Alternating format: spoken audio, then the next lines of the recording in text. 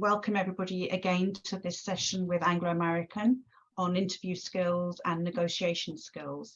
Our speaker this afternoon is Salima, who is within the HR department of Anglo-American, and she's going to be speaking to us and sharing lots of experience and her expertise on interviewing, preparing for interviews, discussing negotiation skills, that sort of thing. So Salima, I'm going to hand over to you. Take it away. Thank you. Brilliant. Thank you very much for the time today, everybody. I'm just going to pull up my presentation.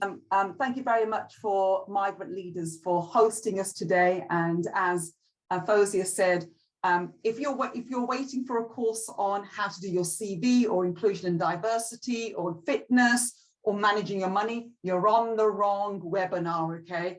So today I'm going to be talking about a quick guide to preparing for interviews and how to negotiate packages. So hopefully that's what you've been waiting for.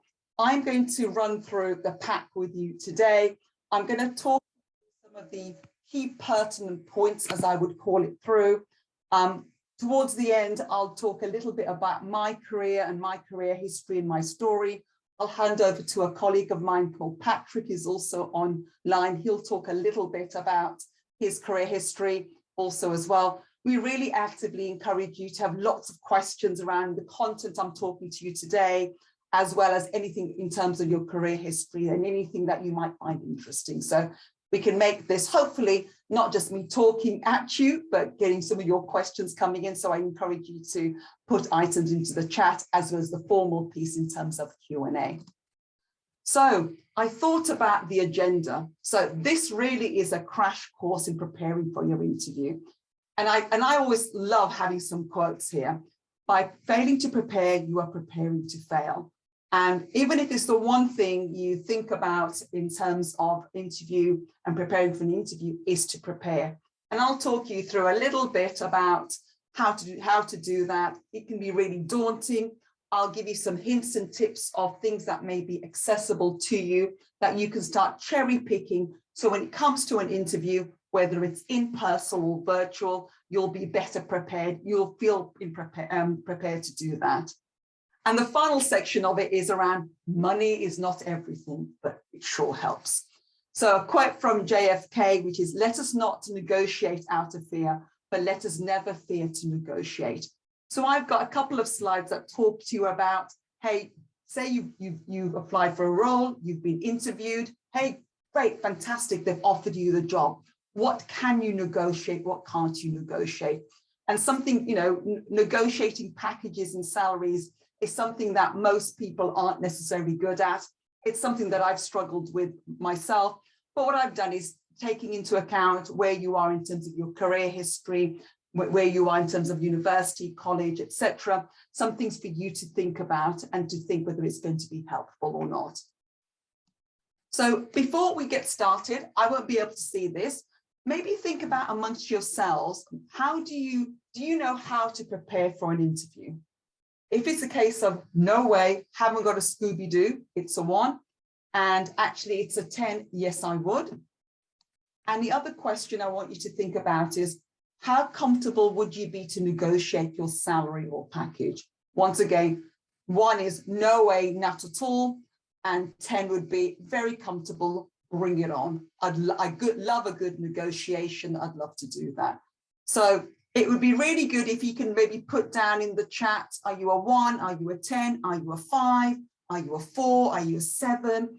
Just so I can get a feel for it. And maybe Fozia, you can shout out as they come in what the numbers are. And maybe Patrick, I should also ask you also, where would you put yourself actually in terms of this? So I'll start off, you know something? I interview people for a living. So do you know how to prepare for an interview? Yes, I do. Do I sometimes get it wrong? Absolutely, I do. I'm only human. How comfortable am I to negotiate my salary and package? It's something I have learned over time. I'm probably more like a 7 or an 8. When I was much earlier in my career, I was probably a 2 or a 3. So Fozia, any numbers coming up? Yeah, so we've got Dumaybe, who is lower down the scale. Bavisha is a mixture. She's higher up on interviewing preparation, but lower down on negotiation. Is that Hibe? Higher up on interview preparation, not so great on negotiation. 8 and 4 we've got from Nikki, and 5 and 3. So people are kind of in the middle, or Owen is good on interview preparation, higher up on interview preparation, but lower down on negotiation.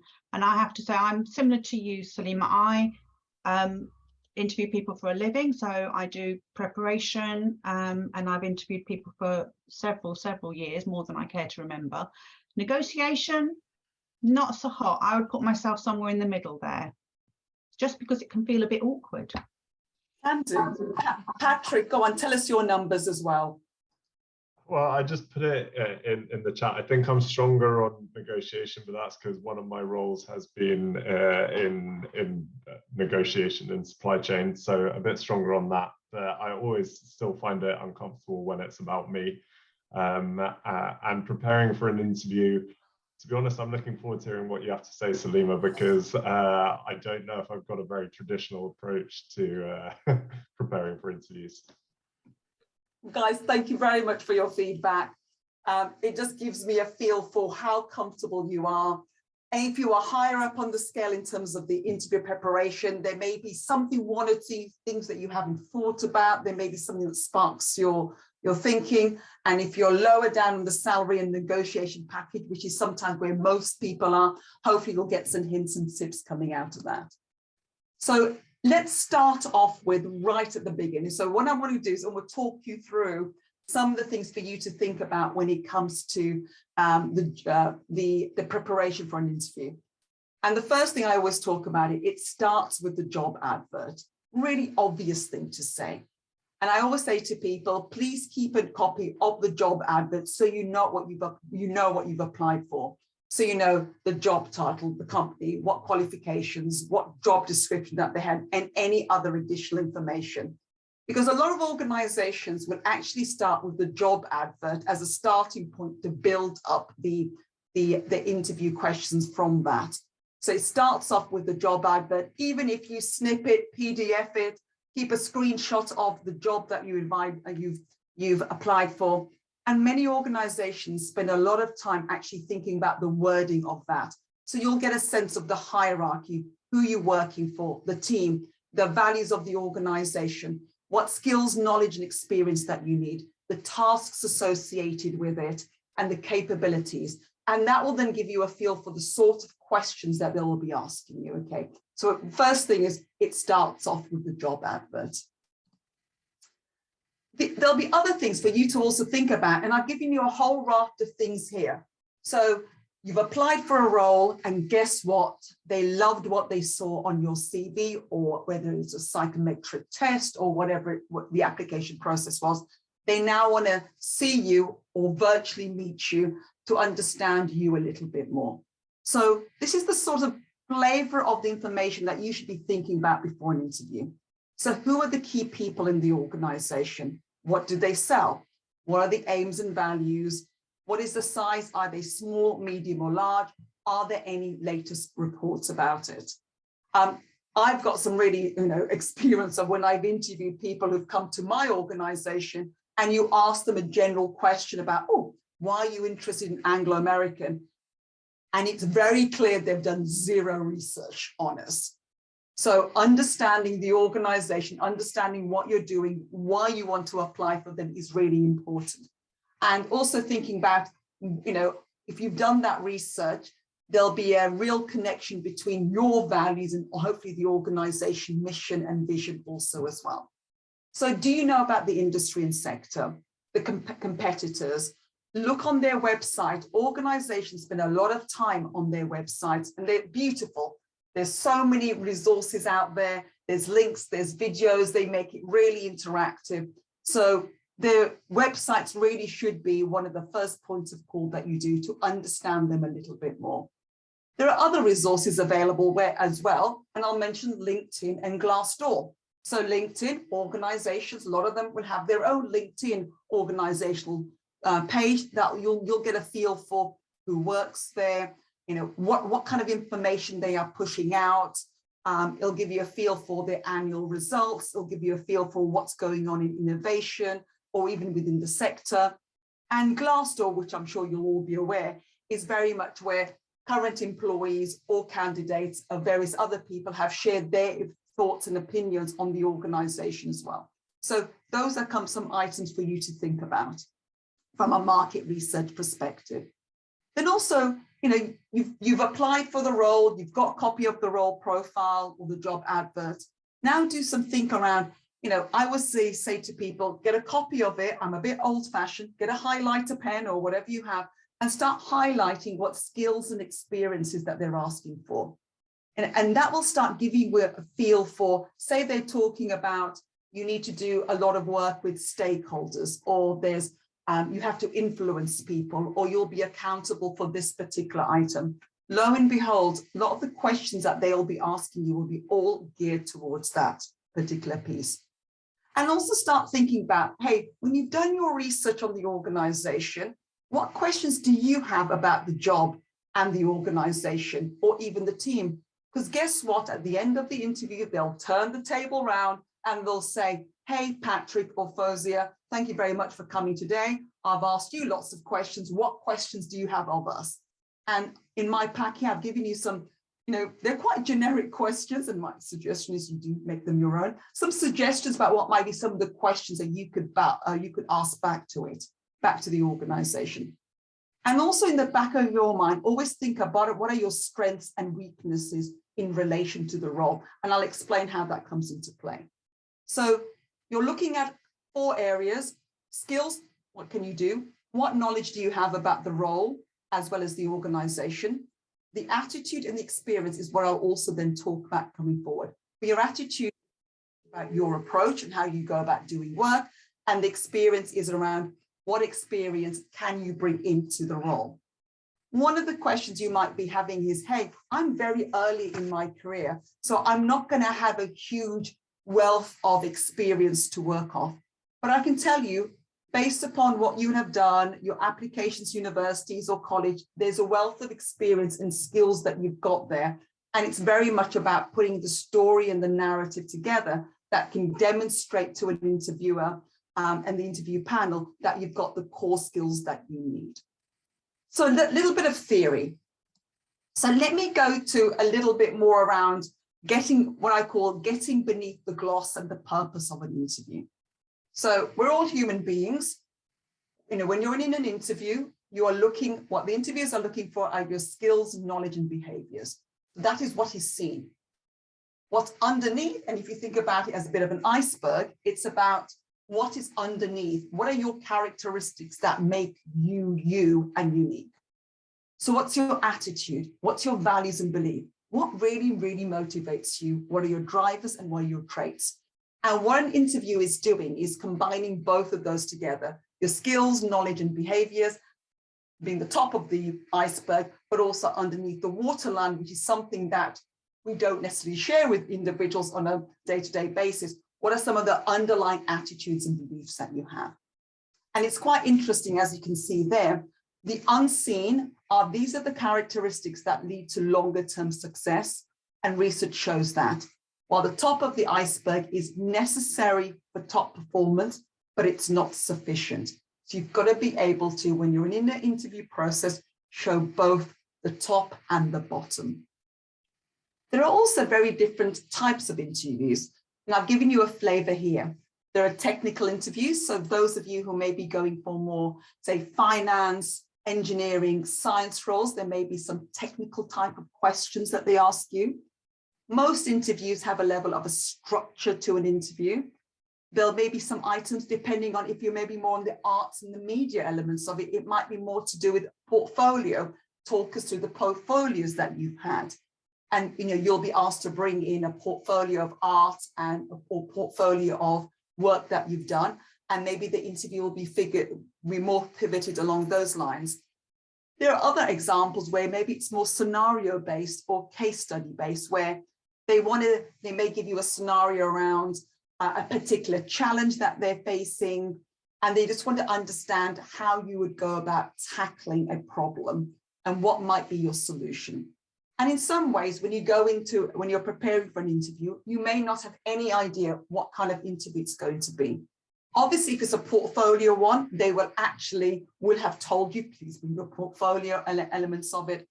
So when you are going for an interview, if you can do, it's always worth clarifying what kind of interview it's going to be. Is it going to be a technical interview? Is it going to be structured in terms of more looking at your skills rather than your knowledge?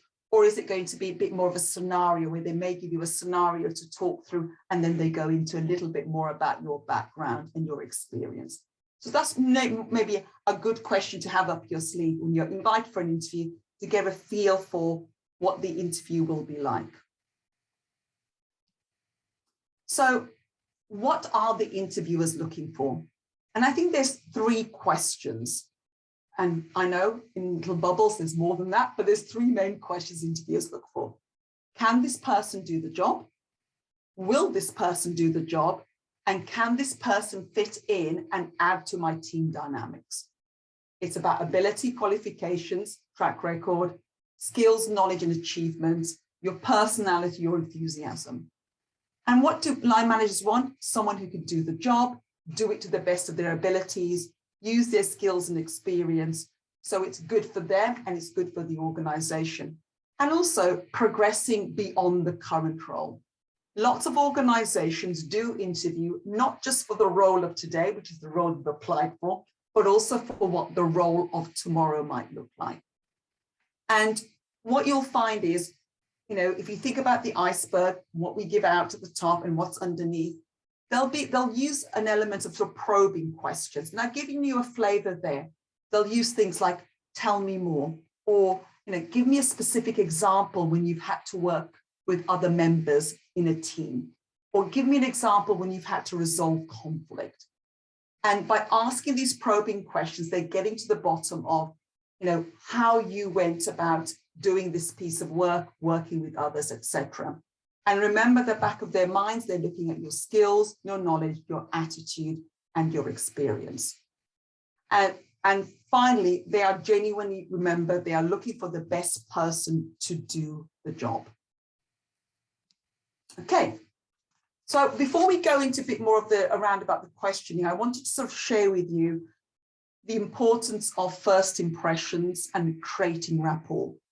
I know the graph at the bottom is not helpful, okay, but I want you to see from all the research that we have found, and most people have found, as human beings, we make up our minds about people sometimes very quickly. 55% of the impressions that we have come from a visual perspective. 38% comes from verbally, how we speak, our expressions and our gestures, and only 7% is around the words. So I'm presenting to you, in the back of your minds, you will have already been making some first impressions about me. When you're in an interview situation, whether it's face-to-face or virtual, trying to build rapport with your interviewers is a really good place to start. And the way you go about doing that is around thinking about your body language. If you're interviewing people, face-to-face, I've had many a limp, wet handshake. It's not a nice thing. And Fozia, I can see you smiling as well. Interviews are stressful situations. So, manage your nerves. How you look from how you are coming across is really important. But you've also got to be authentic to yourself as well. You can't be somebody that you're not. When you think about the words, I've also interviewed people where, quite frankly, they just didn't come across as actually wanting the role. There's an element around voice, gestures, tones. Sometimes put yourself in the position of interviewers. Interviewers may be interviewing many, many candidates. You may be the first candidate of the day. You may be the final candidate of the day. You've got to think about what are you saying? What's the pace? Are you enthusiastic about it? And do you yourself have a positive mental attitude? The one thing I wanted to call out is when we interview candidates, I completely understand as human beings and the way we operate, we talk about we. We as a team did this, we did that. One of the things I always say to candidates is to think about what did you do? So when you are thinking about your examples, I think it's okay to say, we did this, we did that. However, you've also then got to focus it down to what you did. So think about what you're going to be saying, and then think about how you're going to be saying it. And the final thing is around, what is the story that you want to tell? You should be viewing every particular question that somebody asks you as a story. It's an opportunity for you to share with them your skills, knowledge, and experience, and for them to get to know you. And I've got a bit of a cheat piece that I use, which is common knowledge out there, that when you are preparing for your interview, you can just think about, well, if I'm asked a question about this, I know what I want to say, but how am I going to explain it in a way that shows you the story? And when I use the word story, it's not make-believe, it is not fictitious. You're actually getting the interviewers to understand the situation, the context, what you did, how you did it, and what was the result of it. So there's a little bit of an acronym I'll show you later on that might help you. So some of the questions that you might be asked, normally with interviewers, they start off with a nice first question. And I've got some examples there, talk to me briefly about your experience to date. Tell me a little bit more about what you did in this particular role. They may even start you off by saying, hey, do you mind spending 5 or 10 minutes to talk me through your interview, your CV to date? What they're trying to do is to very much get you to start talking. And then they'll use that as a way of probing into the areas that you want to, that they want to. So you need to be thinking about some of the other questions. What are some of the challenges that you face? There may be some elements of your CV or your application that is unclear. Your dates might not have lined up. They may probe those items, for example. They may even ask you questions about your previous work, and this could be work that you've done in societies, at university, at colleges, it could be part-time work, it could be volunteering. What have you done that's going to prepare you for this role? So a lot of the questions you'll find will start off with, tell me about a time when, or give me an example of your recent past when you did this. Tell me about a time when you worked with others. Tell me a little bit more about the context. They normally start off with quite broad, big questions, which actually does allow you to then focus it down into maybe some of the research, some of your experience that you do, some of the examples that you have. And don't be apprehensive about probing questions. They will stop you, and they should stop you and ask you questions on, so describe what actions you took. Tell me about what you were thinking and what you were feeling during the experience. And you might be thinking, why are they asking me those questions about what I was feeling? But what they're trying to do is get underneath that iceberg I've told you about. They may be ask you questions around, if you had to do that again, what would you do differently and why? What they're trying to do is, have you learned from that experience? There will be questions that they're trying to understand from you about what happened, what you did, were there any challenges, how did you overcome those challenges, and what did you learn from it? And on the right-hand side of the screen, I've just put down some of the questions that candidates do find tricky. So some organizations may ask you straight up, what are your strengths? What are your weaknesses? When was the last time you made a mistake, and what did you learn? So the final one about when was the last time you made a mistake, I've interviewed many candidates and they sit there going, you can see them going, we're human beings, we all make mistakes. And actually, but my recommendation would be always have an example. If that question comes up, you've got an example of that. Once again, they're trying to think about, what did you learn? How self-aware are you? And if you had to do it again, what would you do and why? And, as I said, earlier on, there are these questions that people do struggle with. What are your weaknesses? Sometimes where, people can feel as if it's wrong to talk about my weakness. Actually, it's very fair to say, no, some of the areas that I'm thinking about developing are, I'm not great at, public speaking. my analytical skills, I'm great at this, but I'm not good at that. What they're trying to do is, how self-aware are you? As human beings, we are all work in progress. Nobody is perfect. We all have our strengths. We all have our areas of development as well. So let me talk to you a little bit around how you tell a story. So let's, for example, somebody says to you, tell me about a time when you've had to work with others. Tell me about a time when you've had to resolve conflict. Tell me about a time when you've had to work with somebody that you really didn't get along with. That's a very broad question. And I mentioned earlier on about an acronym. I want you to have this acronym in your mind, and it's the STAR.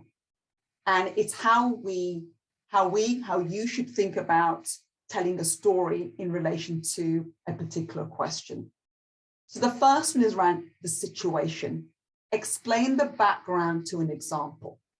What you did in an example might actually be very simple, but because of the situation that you were in, you may be actually not giving them the full context to what was going on. So always think about, explaining what is the background to your example.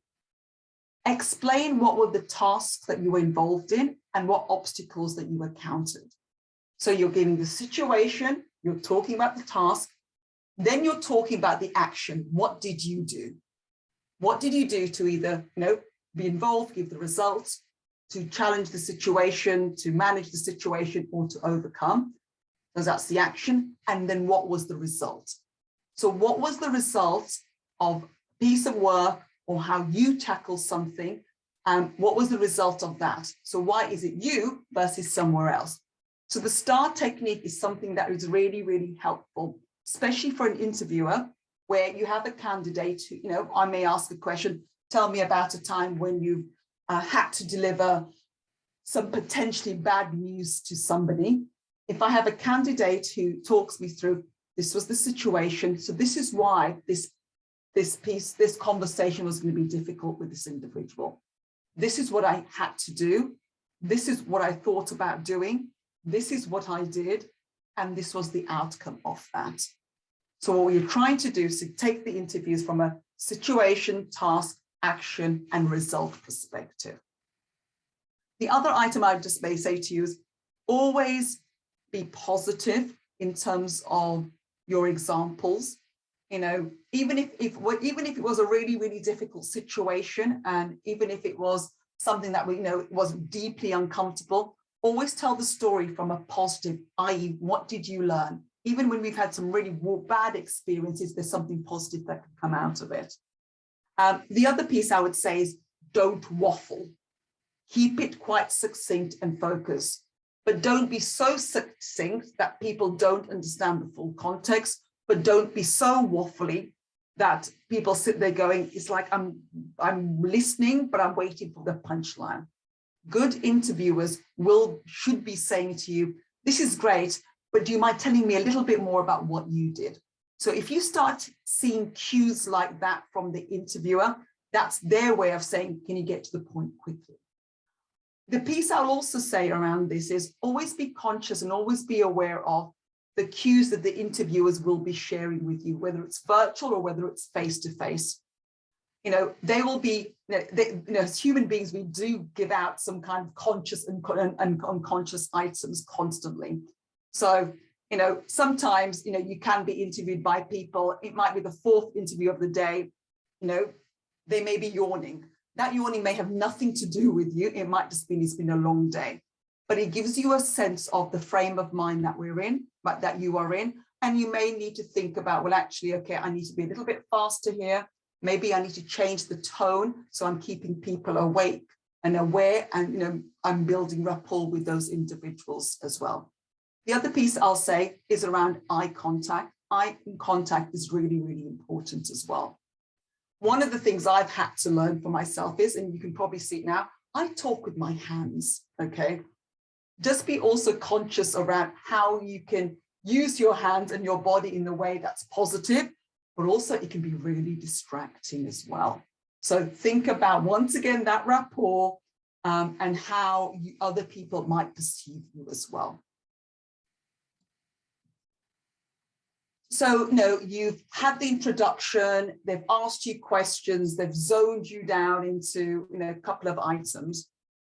There's nothing as frustrating as you interview a candidate and right at the end, you say, great, do you have any questions for us? And there's nothing. And I sit there going, well, I will actually build in time in the interview that opens it up to you. So I've just given you some examples there of that, some questions you might want to think about. People who are keen will have lots of questions, and you've got to be clear that you have your top 2 or 3 pertinent ones. Some examples there.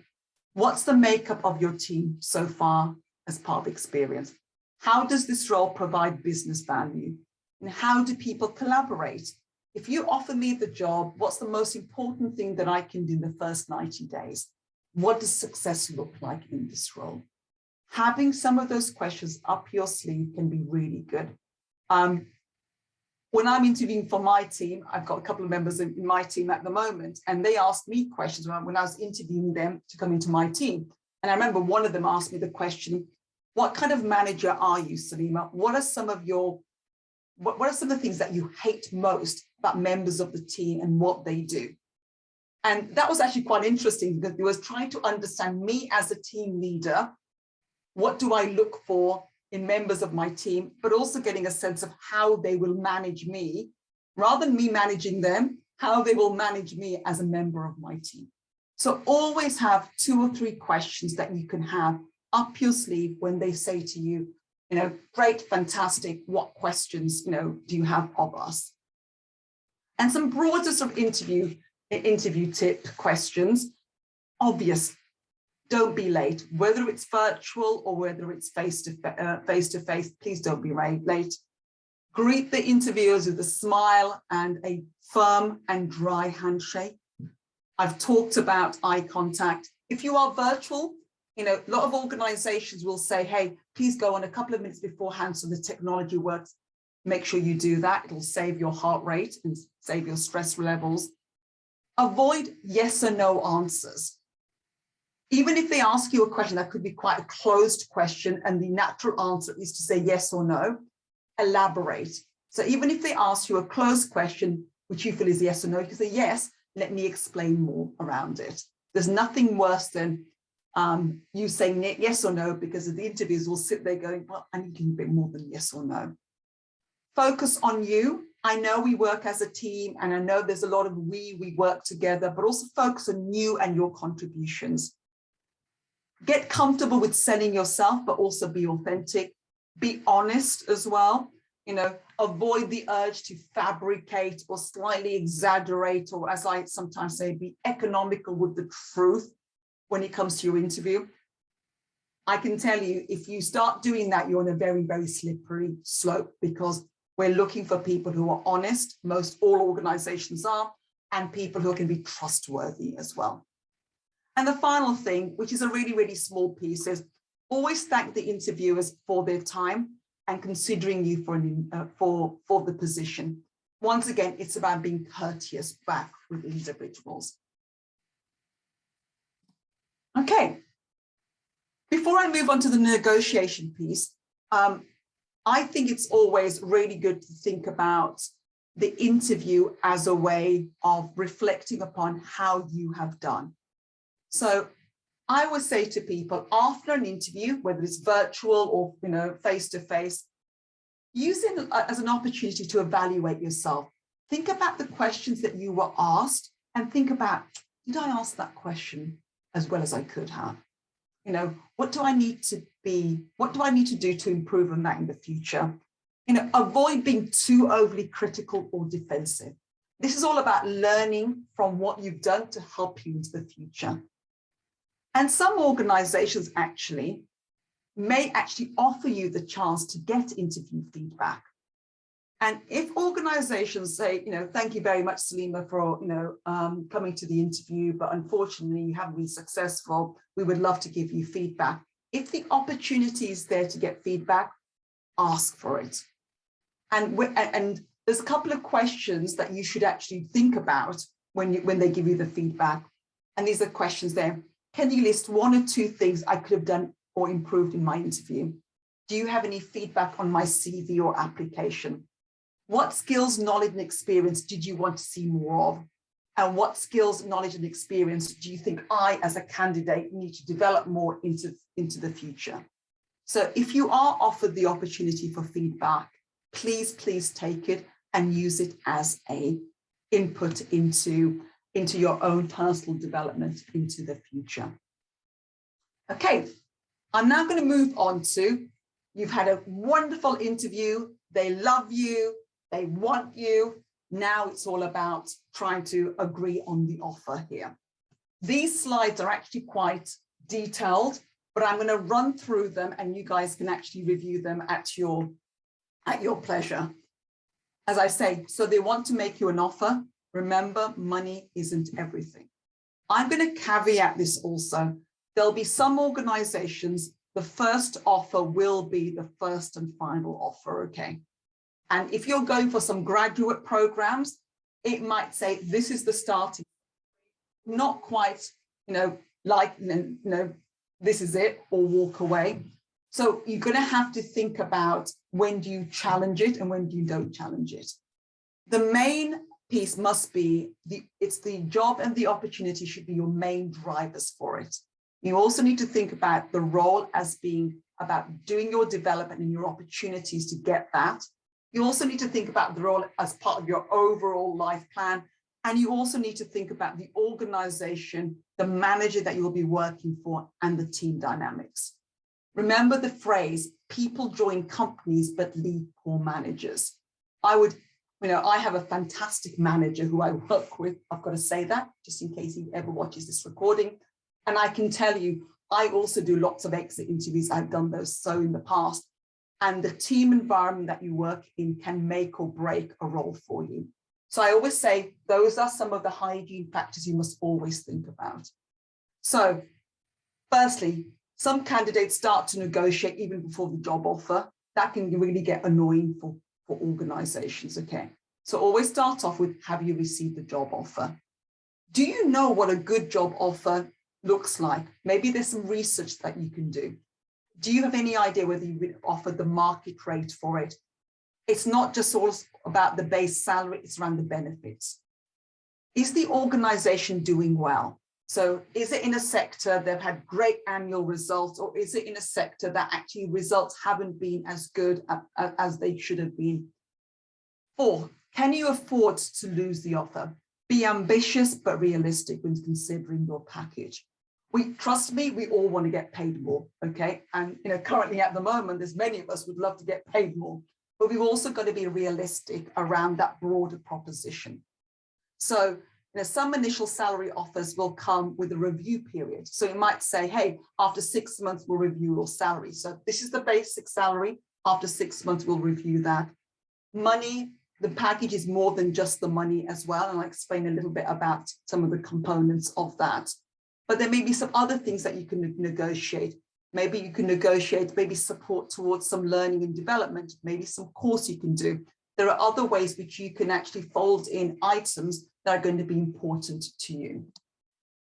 So some items to do some research. And this is where, asking your school, college, university centers for advice becomes important. Look on Glassdoor. Look on some student websites. There's lots of forums out there, and I think at the end of this pack, I've actually added some resources there. There are lots of forums out there that you can get a sense of, can you negotiate with this organization? No, what is the starting salary, yes or no? Find out what the average salary is for, and I use the word average. Averages can hide lots of things, by the way, but what is the salary for that role? And I've given you some examples there, whether it's a milk round jobs, Office of National Statistics. It sounds a little bit old fashioned, but they've got a huge page and huge wealth of information about average earnings in the UK. If you are applying for a job through an agency, ask the agency also upfront around, well, actually, do you have a sense of the salary and the package? And when an offer comes, getting a sense from them, how much leeway that you might have. And the final question, which is at the top, is, do you know your value to the organization? And if you do, and you understand where the organization is, and you get a sense of what you could ask for, you can ask for it, they can still say no to you. And sometimes how you ask can be just as important as well. So let's talk about reviewing the offer. So, where does the salary, have you done research on what the salary is? Do you want to earn more? Are salary increases guaranteed, yes or no? Most organizations will say all salaries are reviewed on an annual basis. Just because they're reviewed doesn't mean there's an increase. So have a look at what the starting salary is, have a look when the next review period is. Sometimes the review period happens after the probation period. Are there any allowances, traveling allowances, for example? Are these bonusable or pensionable? And I'll come on to the pension in a little bit. Some organizations may even have a bonus plan. You might have had to work in an organization for a period of time to be eligible for it. Sometimes those bonuses are dependent on how you perform and how the organization perform. So they're offering you something about bonuses. Hey, try and get a little bit more information about that. What's the pension plan? Some of you will be thinking, oh my dear God, the thought of a pension is 50, 60 years away. I know. As you start working, that pension age comes very, very closer. Trust me. But your pension is also part of your package as well. Think about what your contribution is, what their contribution is. A lot of organizations offer other benefits, for example, things like death in service, not necessarily a subject that, when you're younger in your career, you want to think about, but ask for it. Some organizations ask for health insurance. One of the items, item number 6, is there flexibility on hours where you work, for example? So this is more of a quality of life consideration rather than a remuneration one. Can you be in the office 1 day a week, 2 days a week? How much traveling is there, for example? Is there budget for training or conferences, for example? And are there any other items that feed into the package? Eye care, opticians, flu jabs, gym membership. There's a whole variety of things out there. So, remember, very few jobs are ideal in every respect. So weigh up the pros and cons before you do. So think about the package that they give you in its entirety and do some research around it. So I've included in here a little bit of, if you've done your research and you get a sense there may be a little bit of opportunity to, negotiate, I've put some thoughts there about how you may plan your discussion and your discussion back with them. I'm not going to go through it because I'm aware of the time today, but think about how you come across if you are going to negotiate your salary and package. And I think there is a careful balance between being confident and being arrogant. You've got to be able to understand how to come across. So hence hints and tips around that, showing your appreciation, doing your research, being prepared to provide information, asking questions, but also being flexible also in your thinking around it. And if you can role play with a trusted friend, that would also be very, very helpful as well. So some organizations, there may be some level of latitude they can give. Others, it might be, sorry, this is a standard package, a little bit like it or lump it. But always walk away with a viewpoint of being confident, but not being arrogant in it. And sometimes there can be a very, very fine line between the two. So finally, do your research, decide what is important to you in terms of the job and the job offer. Most organizations should give you some time to think about it, and they may sort of say to you, you've got within 24 or 48 hours. During that time, sit down with the job offer and determine if it's fair. Balance what you think you're worth versus what the organization can offer. Do your research.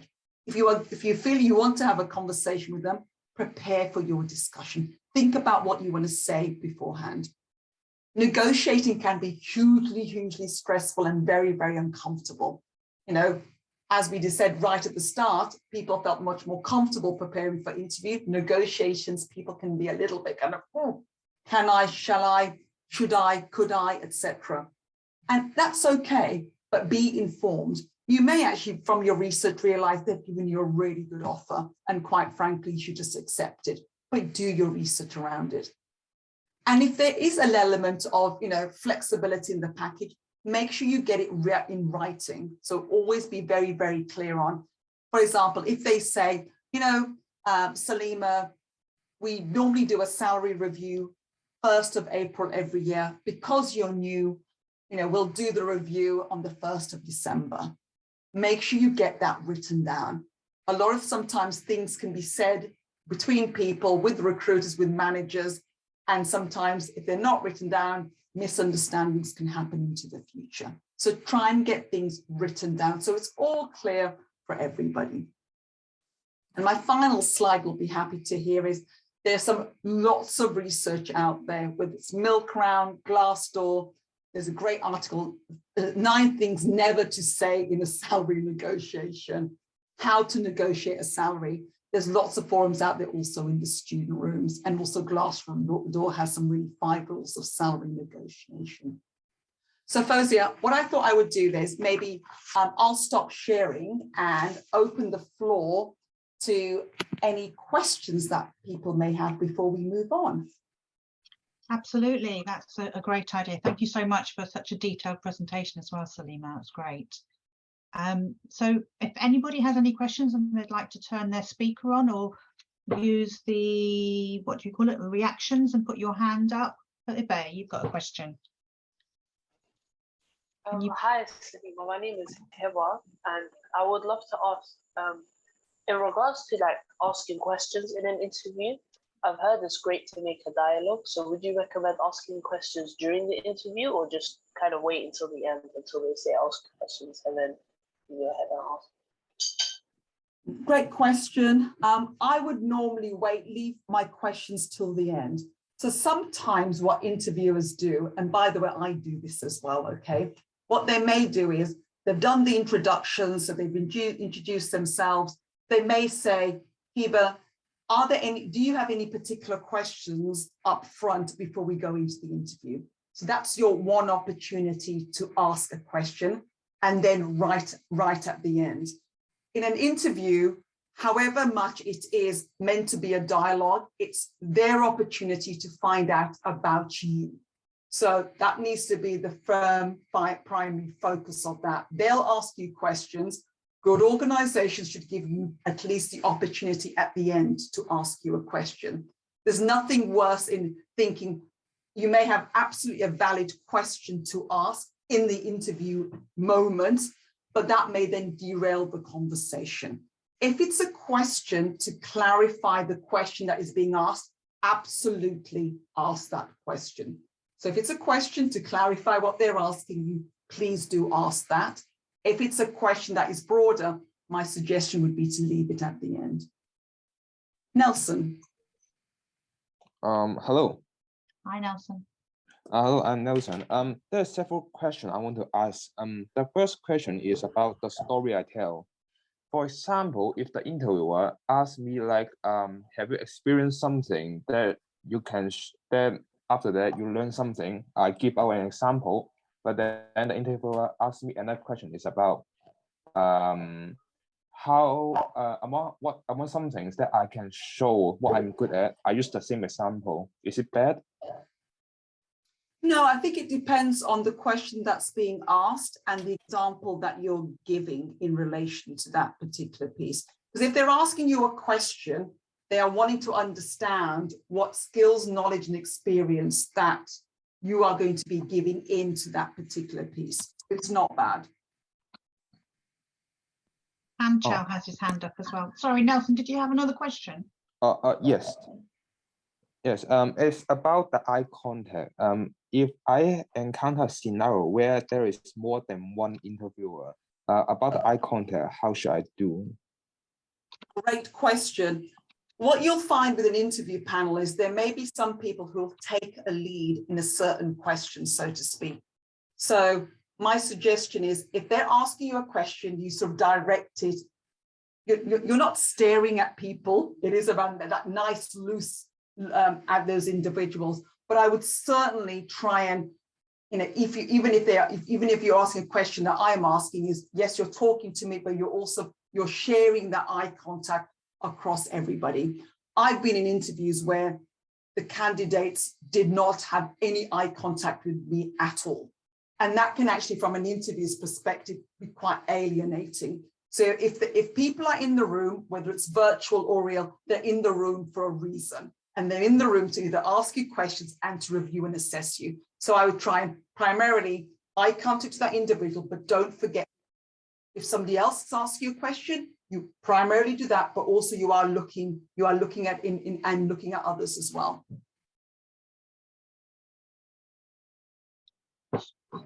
Thanks, Nelson. Can we move on, or do you have another question? That's all. That's all. That Okay, is all, Anchal, yeah. thank you. Anchal, yeah, go ahead. Hi. So like usually when I'm speaking, usually when I'm like put on the spot, I tend to use like sentence fillers such as like and what can I do in that situation if that happens in an interview to like minimize the awkwardness? Another great question. Yeah. We all have sentence fillers. Trust me, I do as well. I think it's important that you give yourself some space, some silence. Silence in an interview can feel really weird because you just want to answer that question. My recommendation actually is, when a question is asked, is to give yourself 3-5 seconds of thinking time, and then you answer it. Most interviewers will actually appreciate that. And also you should also give yourself permission to have that thinking time built in. And even if it's, and one of the things I know I do when I'm being interviewed, not necessarily an interviewer, is I will have a copy of my CV in front of me. I'm a bit old fashioned, I have a hard copy of it. And I'll actually look down, and I just use that as my way of gathering my thoughts before I answer the question. So there may be 1 or 2 little cues like that you can think about flexing and developing yourself. That just gives you that space to gather your thoughts, and then you go into it. So can I like say something like, oh, can I get a minute to think, or do I just stay quiet?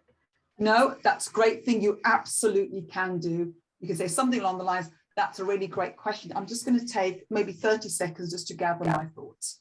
That's absolutely fine to do. You good? Okay, Wajiha? This is just to add on to the previous question. If you want to go back to a previous question, are you allowed to do that? Like if you weren't able to answer a question previously, can you say, could I go back to a question that you previously asked? I've had a situation when candidates have done that. You know, when you're at the start of an interview, you're trying to get your flow, you're trying to build rapport, and then at the end you think, God, you know, I really answered that question's not quite right. What you can say is to say to the interviewers, look, you asked me a question up front. I don't think I quite answered it to the best ability. Do you mind if I just maybe provide some additional information to you? They may turn around to you and say, look, we're running out of time. Or they may say, yes, please. So I think you can offer it. It'll be up to the interviewers to accept whether they've got time for you to go back and provide some additional information to it. Okay, thank you. Okay. Do we have any more questions before we move on to career stories? Can't see anybody else's hands up. We've had some really good questions, which I think have been really helpful, and certainly ring bells with me in terms of recognising those issues. So, Salima, did you want to do a career story first, or were you going to ask Patrick to? I'll go first, and then Patrick can jump in. So to everybody who's online today and other people who will be watching, one of the things that we built with Migrant Leaders, these sessions are not just about some knowledge sharing, it's also about sharing with you some of our own career histories and life experiences as well. So you've got me today and Patrick also, who I've arm twisted to join me. So what we want to do in this section of the webinar is just give you a little bit of a flavor about us, the career journeys that we have taken to where we've got to today. And once again, we'll give you an opportunity at the end to ask us some questions. So a little bit about me. So my name is Salima Sharif. I am in HR, but actually my degree was actually in chemistry. I'm actually a scientist by background. So, one of the things you'll find is, I think the world of work is really exciting. You can actually start and study at university a certain subject, but the way the world of work is now, you can actually take those skills, knowledge, experience, transferable skills, and move them into so many different areas as well. So I'm not your typical HR person because I'm actually a chemist. I actually do think quite a lot alike around how a scientist actually does as well. I have done a whole variety of roles. If I told you how many roles I've done, you'd probably guess my age. And I really don't want you to do that, please. I have had the luxury of roles that were what I would call lateral. I've been promoted, lateral, been promoted. I've also had the honor of actually traveling around the world and working with global colleagues. I've also had the opportunity of spending a number of years living and working in Singapore as well. So not just UK, but global, living in Singapore.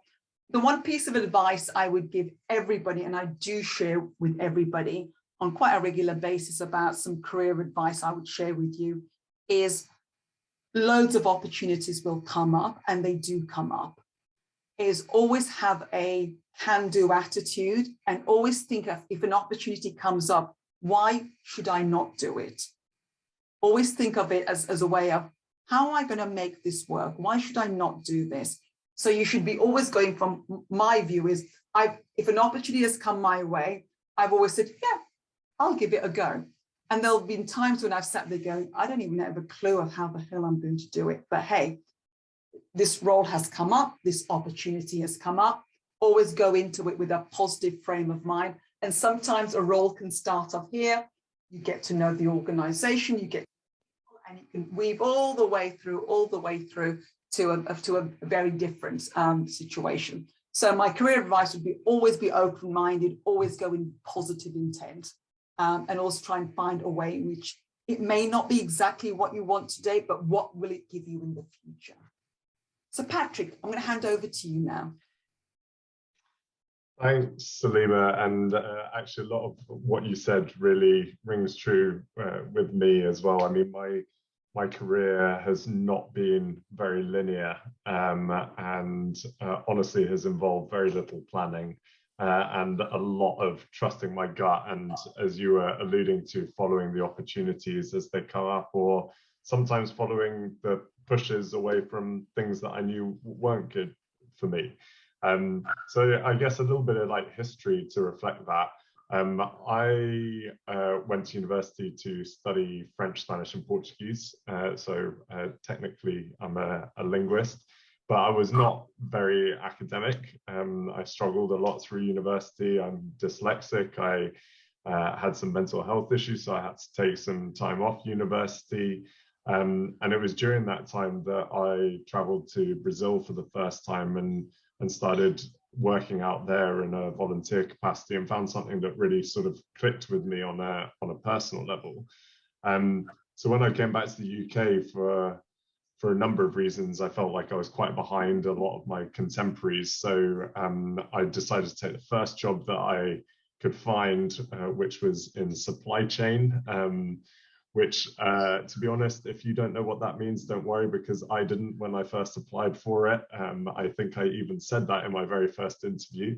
And I ended up then subsequently applying for a similar role at Anglo. And at that time, I was applying to Anglo because while it wasn't a change of role, really, I saw in Anglo a different type of business with more opportunities to maybe grow. So I think to what Salima was saying earlier about, you don't always have to be in the perfect role. Find something where you can learn, but also find something that might open other doors or might give you different possibilities in the future. But alongside my day job, I launched a charity, so focused on the work that I did in Brazil. And this was allowing me not only an opportunity to progress my passion, but also have a different type of learning environment. So my day job was working for a FTSE 25 company with over 100,000 employees in 15 or so different countries. And then outside of work, I was one of 4 volunteers completely running unsupervised a charity that had no constraints and allowed us to do what we want and experiment and learn that way. At Anglo, I then got the opportunity to do a maternity leave cover in a completely new role that I had very little experience in, but it was a good opportunity, and then managed to get a full-time role, a new full-time role in the same team. So I think it paid off that I chose Anglo, because it had those long-term opportunities that I didn't know what they would be when I joined, but they opened up. And I guess I'm maybe going to offer 2 reflections rather than just one. But one of them I've kind of alluded to already, which is you don't always have to do something you love or something you're passionate about or that completely fits the skills that you have. Don't always look for that perfect fit, because it might not be out there, and also what you think it is today might not be what it is tomorrow.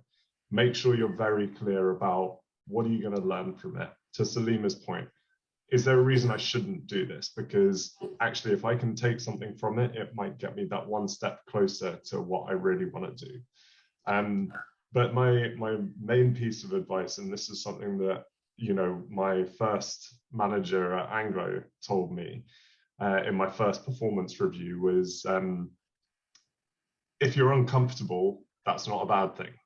It's a good thing to be a bit uncomfortable, because it shows that you're learning. It shows that you're somewhere you have not been before. So be uncomfortable and get comfortable with being uncomfortable. Now, there is a limit to that, and you have to find that fine balance between what's too uncomfortable for you and what's like that right balance of comfortable. But don't automatically think, oh, I'm feeling uncomfortable in this role, therefore something has to change, because it might be a good sign of your own growth and your own sort of development journey. So I found that really useful, because I found myself a lot of the time being quite uncomfortable, until it got put in the perspective of that can be a good thing for me, to always be that little bit of uncomfortable. So yeah, that's me. Patrick, I think that piece of advice is absolutely spot on. And you're right, we've all got to get comfortable with being uncomfortable. One of the other pieces I'll add to that is, you know, we are living in a world that it's forever changing. The last 2 years have shown that. I think always having that learning mentality, I think, is also, people sometimes call it lifelong learning. It can be whatever it is. Always think about learning, unlearning, and relearning. You know, what do I need to do today? What do I need to unlearn? What do I need to relearn? What do I need to learn again? What new skills do I need to acquire? That lifelong learning will be, you know, when I talk about the iceberg and I talk about those traits and those individuals who are always on a lifelong journey to work on themselves, to feel uncomfortable as long as it doesn't get too uncomfortable, as Patrick talked about, are on that voyage of, I'm going to take this job, I'm going to learn from this job, I'm going to think about what it can do.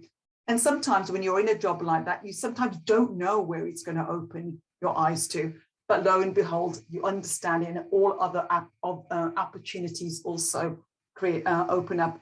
Even if it's a job that you do that you're actually, it's not what you want to do ultimately. It's really just I'm going to do it for a period of time and then I'm going to walk away. It's information and it's data for you. It helps you to understand a little bit more about yourself also. So, you know, I am conscious of time. I really wanted to give you all a little bit of feel for about career histories and the path that we've taken, but also some guidance and thoughts for you to think about in your quiet moments. I can tell you, if somebody had said to me many years ago, as I told you before, I'm not going to tell you my age, but I would be doing the job of today, I wouldn't have even understood my job title, let alone what it actually means. Some people may even argue, still don't understand my job title, but you know, world is changing, society is changing, organizations are changing. You will be going to roles that I'm convinced do not exist at the moment and may not exist even next year, the year after. Those roles will be coming up. So being comfortable with being uncomfortable, learning, unlearning, and relearning, being on lifelong journey are definitely things that will stand you the test of time. So Fozia, over to you. Thank you so much. That has been fascinating, not only because I've seen myself reflected in your presentation, which can be a little bit unsettling and a little bit uncomfortable, as Patrick has said. I think you both of you have given amazing advice, amazing tips, and a lot of learning to everybody that's joined us. So thank you very much. I'm really conscious of the time, but I wanted to thank all the students that have joined us today. You've asked some really excellent questions, and that's really demonstrated that you've taken on board a lot of what Salima has said, and you've really thought about it. Just to reiterate, I will be sharing Salima's slides with you by email. So there was a lot of information in there that you'll want to reflect on and think about. So I'll probably do that later this week. So don't worry if you don't get it this evening. With that, I'm going to say thank you again to Salima and Patrick. Have a great evening, everybody, and thank you all for joining us.